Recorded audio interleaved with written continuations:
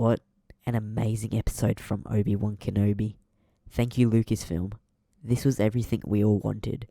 I feel like this was the episode that really should have started Kenobi off. Or well, at least this episode should have been episode 3. I think waiting this long for these flashbacks was just a bit of a drag, but hey, I'm so happy we finally got it. We have a ton to talk about over the next 7 days until Obi-Wan Kenobi episode 6, the season finale. But they still have so much to do in this show, which I'll get into more later. So maybe Disney, Lucasfilm are going to tell us last minute that there are more episodes. That would be amazing. That or episode 6, the season finale, is like 1.5 hours long. Now there are leaks that the season finale is actually 1 hour and 30 minutes. Now that would be truly amazing.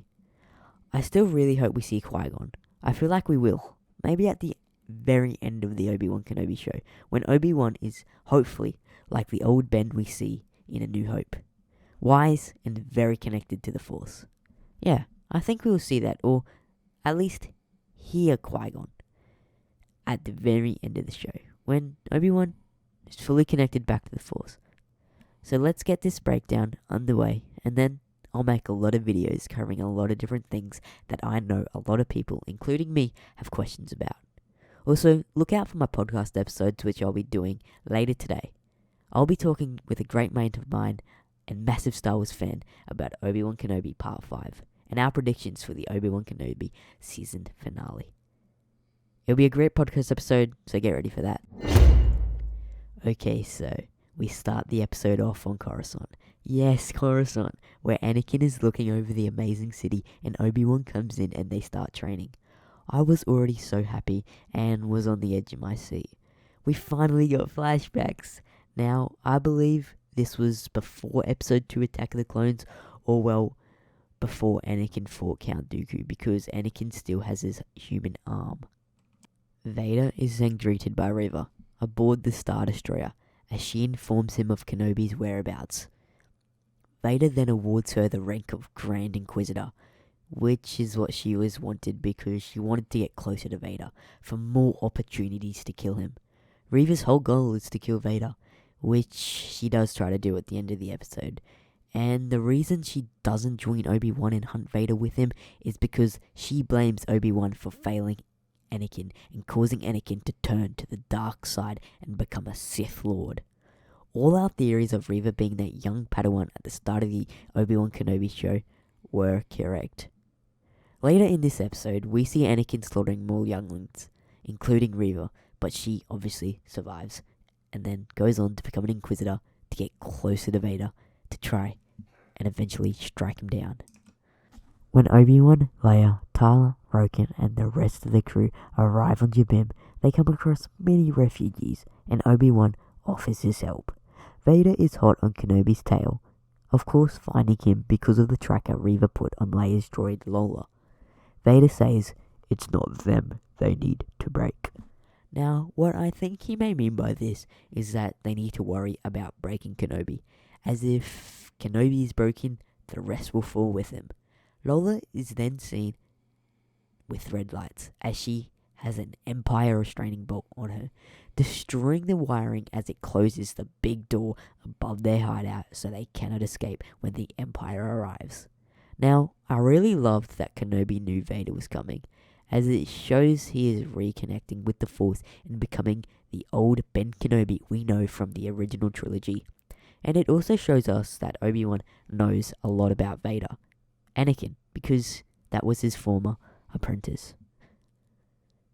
The other people he was with asked Obi-Wan, how does he know this? And it cuts to another flashback of Anakin showing that he has no patience. What I really loved was when Anakin had the upper hand in one of the flashbacks, Vader then had an upper hand in the present time, and vice versa. As the Empire lands on Jabim, they set up all their weapons and get ready to fight Obi-Wan and his allies. Leia goes up in the vents to fix the wiring so that he can open the roof of the hideout and escape. Now, how does Leia know all this tech stuff? Well, very easy. She's a Skywalker. Anakin Skywalker built C-3PO when he was just 9 years old. Reva lands and the Empire fires upon the very heavy door. Obi-Wan gets a hollow message from Bail Organa, who shows his concern for him and Leia. He is also worried that Vader found him and now knows about the children. Anakin's children, that is. He says he is going to go to Tatooine to help Owen with Luke. Now, of course, this is a big mistake. Not by the writing, no, but a big mistake by Obi-Wan by not deleting the message after he listened to it. As you probably guessed, Reva gets a hold of the hollow message, but this later helps with the plot, which I'll get to soon. We come to know that Tala could not be a part of the Empire anymore. We developed her story and learned of her past, which was quite interesting. She was a part of a mission where she saw the Inquisitors terminating 14 Force-sensitive families, and that broke her, which obviously leads up to now, her betraying the Empire and fighting along Jedi Obi-Wan Kenobi. And she now saves Force-sensitives with the help of Quinlan Vos, as we learn in Part 3 of Obi-Wan Kenobi. Obi-Wan looks at the war with all the markings from the Jedi that have been through there, and we see all different kinds of lightsabers from Jedi that have been through there and I guess left them there, signifying that they are locking themselves out of the Jedi and the Force, as the Empire are hunting for them. As Obi-Wan and his allies get ready to defend themselves from the Empire, we see Roken aiming at the door with a Wookiee bowcaster, which is a very, very powerful weapon. Chewbacca's signature weapon is a Wookiee bowcaster, as we see in the original trilogy and Revenge of the Sith. Obi-Wan and Reva speak through the blast door at Kenobi's request. Kenobi tells Reva that Vader would never let his true identity be revealed. He realizes that the only way Reva can know that Vader is Anakin Skywalker is if she was a youngling at the Jedi Temple during Order 66. The wheels start to turn in Obi-Wan's mind as he's realizing who she really is. He tells her that Anakin killed younglings, her friends, and Reva tells Obi-Wan that the younglings thought Anakin was there during the Order 66 to help them and save them from the clones attacking. Reva explains to Obi-Wan that she hid with the bodies of her fellow youngling friends in order to survive. Kenobi realizes that she isn't serving Vader at all and just wants to hunt and kill them. Reva's anger with Obi-Wan is revealed as well when we learn that she hates him for ultimately failing Anakin. She blames Obi-Wan for the current state of the galaxy. Reva slices through the door with her lightsaber and breaks it open. Obi-Wan sends Reva flying backward using the Force push. All hell then breaks loose as the Empire fires upon Obi-Wan and his allies. Obi-Wan ignites his blue lightsaber and goes full Obi-Wan Kenobi Prime mode. Obi-Wan is finally starting to get his groove back. The loader droid, known as Ned B, takes shots defending his fellow friends, and he sacrifices himself for Tala, to protect Tala, as she detonates a thermal detonator which kills her but buys Obi-Wan and the others some time. Rest in peace, Tala. You were a great asset in helping Obi-Wan. Obi-Wan then surrenders to the Empire and talks with Reva. Obi-Wan says to Reva that he will do it again. Anakin will slaughter the children and the families in the hideout, and Obi-Wan asks Reva if she is going to let this all happen again. As Vader will be focused on Kenobi, Reva will then try to attack Vader. Obi-Wan is sent back through the doors by Reva. As Obi-Wan and his allies are about to leave, Vader breaks through the doors and sees the ship taking off, but he quickly grabs it with the Force, which was amazing to see. Thank you, Disney and Lucasfilm, for this scene. It was truly amazing. This whole episode in general was amazing. Thank you. As Vader drops the ship down, he tears it apart with the powers of the dark side, only to see the emergency shuttle escape and blast off. Too fast for Vader to quickly grab it again. Vader stands there as we get another flashback, concluding the Obi-Wan and Anakin training sparring fight.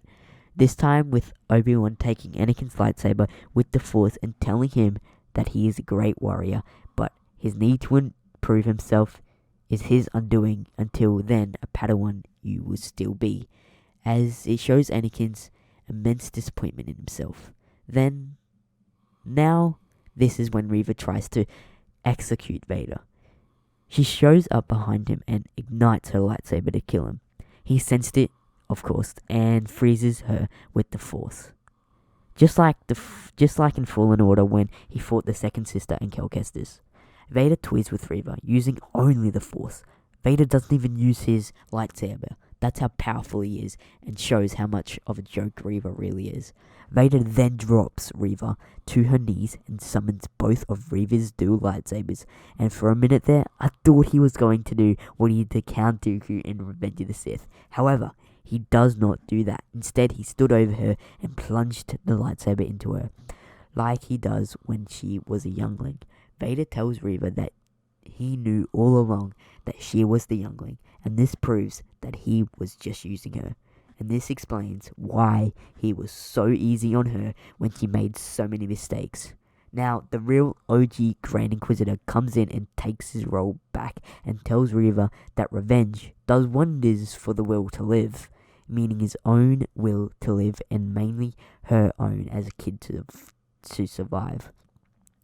He explains her rage was useful, meaning her anger towards Anakin and Obi-Wan was helpful to them, the Grand Inquisitor and Vader. They then walk away and leave her in the gutter, while Obi-Wan learns the hyperdrive is down, which means they cannot move fast and the Empire will soon be on their tails again. Obi-Wan senses a disturbance in the Force as Reva finds the comlink from Obi-Wan that was dropped by Raja. As she sees the hollow message to Bail Organa telling Obi-Wan about Anakin finding out about the children, and that's that he's going to go to Tatooine to help Owen with Luke. So Reva already met Owen in the town at the start of the season. She now knows who he is. She will find Luke, and as we end the episode, we see Luke sleeping in his bed. Now, for me, this episode was a 10 out of 10. I really enjoyed it and was on the edge of my seat for the whole episode. Part 6 comes out in 6 or so days, next Wednesday, and I cannot wait. There have been so many leaks saying that episode 1 is going to be 1 hour and 30 minutes, which I really, really hope is true. Anyway, thank you guys for watching today's breakdown, and I'll see you all very soon on the new podcast episode on my podcast, All Things Podcast, where I'll be talking all things Kenobi. Until then, may the Force be with you always.